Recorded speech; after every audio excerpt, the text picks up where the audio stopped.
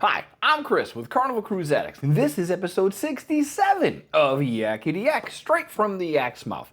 John Heald, Carnival Cruise Line's brand ambassador, posts on his page, Facebook page, where you can ask him questions. He answers the questions.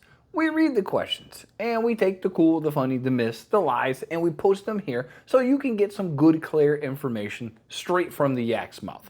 On today's episode, we're talking about one bottle of wine per person, FFS7, yes.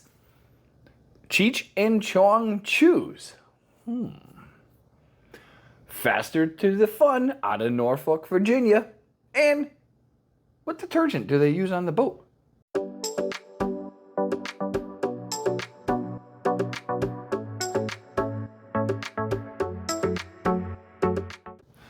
All right, question one. This cruiser has read in a few groups that Carnival is going to change or eliminate their one bottle of wine per adult per cabin rule that can be brought on the ship. They weren't 100% sure. They wanted to confirm, so they went straight to the Yak. And the Yak said, just like a lot of misinformation that's out there, no, they're not changing this, and to ignore some of those groups out there. So this is a prime reason why John does this, to get rid of the myths and the rumors. So yeah, they are not changing the wine policy. One bottle per adult per cruise is still acceptable. This cruiser is going on the FFS7 cruise, much like we are.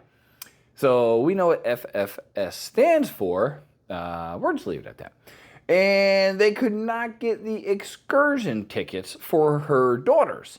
And she was wondering if there was a schedule so she could book excursions while in port, or will John be doing stuff on the ship while in port? John said each day he will be having a breakfast at 8 o'clock. It runs till 9:30, 10-ish. Which is just kind of a fun time with Q&A. And he said you can definitely bring your daughters to that. The actual schedule of events will be handed out once on board for those who did the FFF7 excursion. So yeah, this is going to be fun. I cannot wait to go on this. And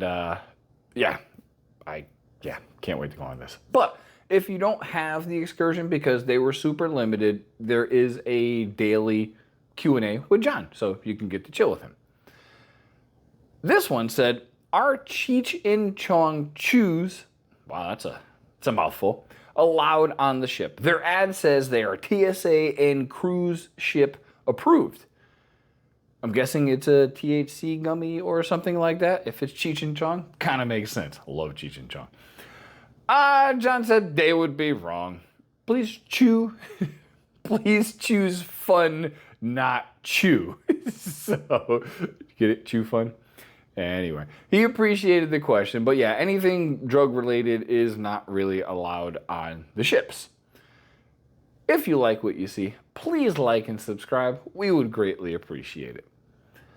This cruiser noticed that out of Norfolk, Virginia, it's not listed as being one of the ports that allows or has faster to the fun, and wonder if they would be changing that.